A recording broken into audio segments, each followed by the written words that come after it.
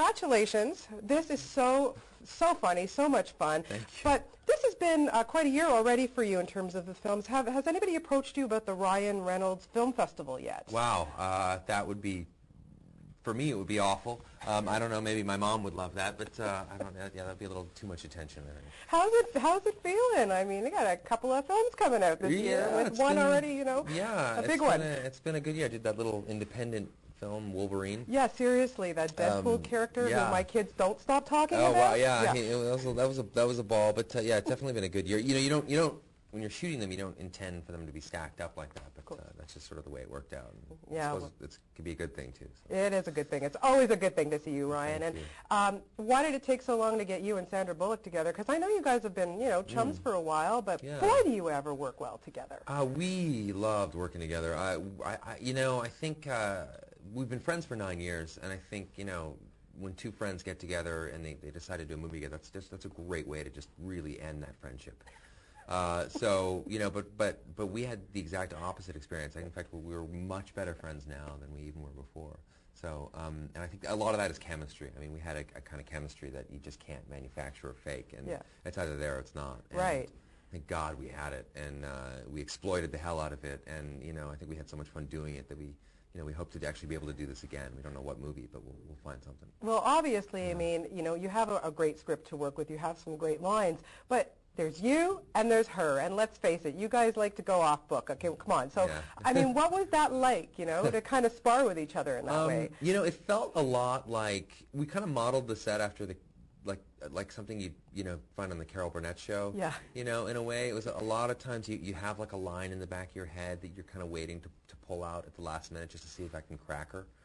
You know, make her laugh or break her, and she would do the same for me. Unfortunately, I'm a huge lightweight when it comes to that. Yeah. And Betty White was the one that really got me a lot. Like Betty White can just with her slight inflection, she can just do something that'll have you in hysterics. And and it's not something you usually see out of an 87-year-old woman. Amazing. She was fantastic in this film, and I was wondering that. I'm watching, you know, you and Sandra having your you know, scenes with that woman, and I'm thinking, were you in awe the whole time? Seriously. I was in awe just because I can't believe this woman is this on it. Yeah. I mean, she is just absolutely, she hasn't lost a beat. I don't know what she's doing. I don't think you can snort ginkgo biloba. Maybe that's what she's doing. I don't know, but she's doing something really well, and I don't know. It's working. So. Yeah. Okay. So, you know, the big scene, you and Sandra, you know, you bump into each other completely naked. Yeah. Do you ever get used to walking around the set with no clothes on? Because, you know, you're in pretty good shape, so I would think that for you it's just, you know. Yeah. I mean, I didn't start in porn. So, like a lot of actors. So, for me, it's... like Sandra. Yes, exactly, like Sandra, that hardcore porn that she started in. I for the most part, I was pretty embarrassed doing that, you know, for a couple of days straight. Yeah. Everyone was, but, you know, you close off the set and you try to make it as comfortable as possible. You know, the hardest part is that was where Sandra and I's relationship actually was a hindrance, because we've known each other for so long, and, you know, to be slamming into one another stark naked, you know, we suddenly knew each other too well. Yeah, I would think so. Yeah. Every time her husband comes around after that, I've been very kind of bashful and shy. And hey, Jesse. I was going to say that because Jesse, he's you know, he seems very calm on the outside. I was watching Celebrity Apprentice. Okay, I got to know the guy a little bit this year, but you know, I'd be a little bit. I'd be a little bit wary of anyone who has, you know, the words "pay up, sucker" on your palm.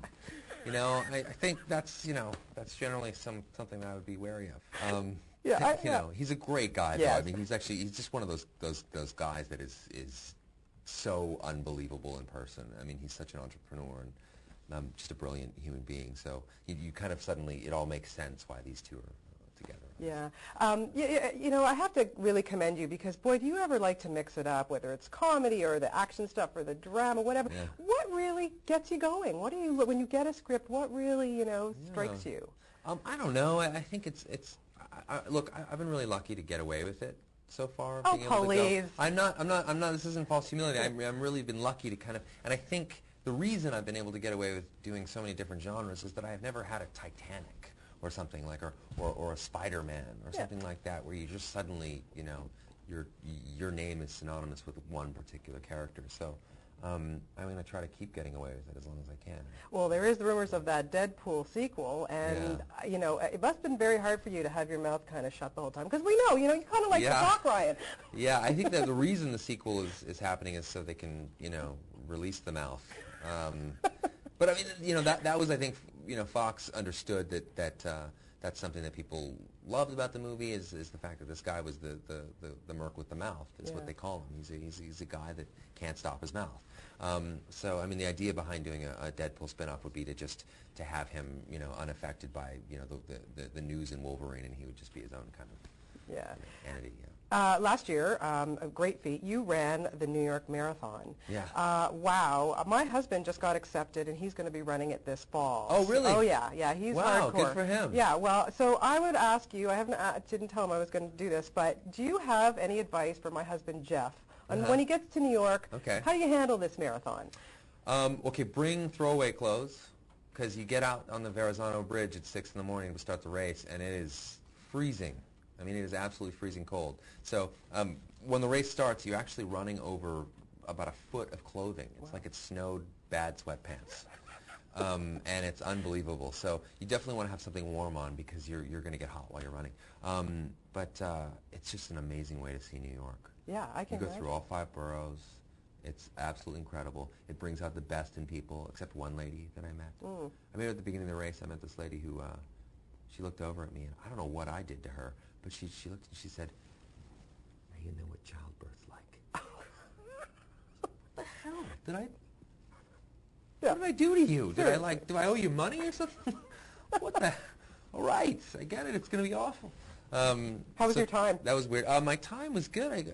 I went under 4 hours, which was kind of wasn't, well, the goal was 4 hours and 15 minutes, but I don't know, I guess the adrenaline, kicked in, and we did a little faster than we thought. So. Amazing. Congratulations. That's awesome. I think if your time is 8 hours, I think that's commendable. I mean, anytime you can make it from one end of New York to the other, it's 26.2 miles. That's amazing. On your own steam is pretty cool. And very quickly, we're going to see you coming up next in a film with Jeff Daniels. Yeah, Jeff's incredible. Paperman?